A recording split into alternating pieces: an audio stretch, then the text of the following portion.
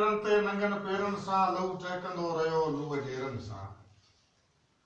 डिंगन पेचरन ते नंगन पेरन सां लहू टहकंदो रहियो लूह ढेरन सां। रोज मंसूर बिलावल ते घाणा करी पियो अञा बि असां खां पुछाणा करी पियो।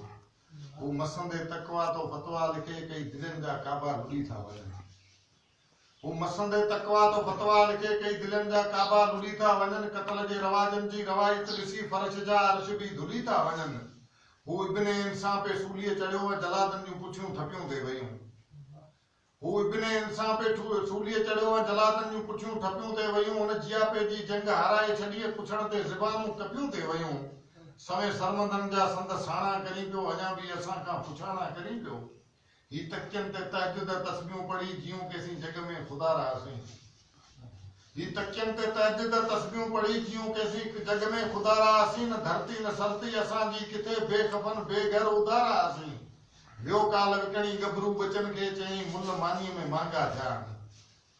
वियो काल विकणी गबरू बचन खे चई मुल मानीअ में महांगा थिया। बुखियो पेट पापी भरजे ई नथो लंघे खोड़ सारा लांघा विया। रुगो टाक टिपहरियूं टाणा करी पियो अञा बि असां खां पुछाणा करी पियो। ममता जी मंज़िल न माणे सघियासीं जुगनि खां सॾींदे गुज़ारियो असां। ममता जी मंज़िल न माणे सघियासीं जुगनि खां सॾींदे गुज़ारियो असां। जॾहिं के जवानियूं लुगियूं संग वांगे पंछनि जा ॻोड़नि खे हारियो असां।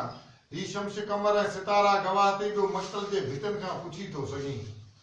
ही शम्स कमर ऐं सितारा गवाह थी जो मक़तल जे भितनि खां पुछी थो सघीं। ही वक़्त जे ख़ुदानि जूं महकशूं मुजरा मिटाइण जे चाही पुॼी थो सघीं। मगर मायूस रखण लाइ माना करी पियो अञा बि असां खां पुछाणा करी पियो। डिंगन पेचरनि ते नंगन पेरनि सां लहू टहकंदो रहियो लूह ढेरनि सां। रोज़ मंसूर बिलावल ते घाणा करी पियो अञा बि असां खां पुछाणा करी पियो अञा बि असां खां पुछाणा करी पियो।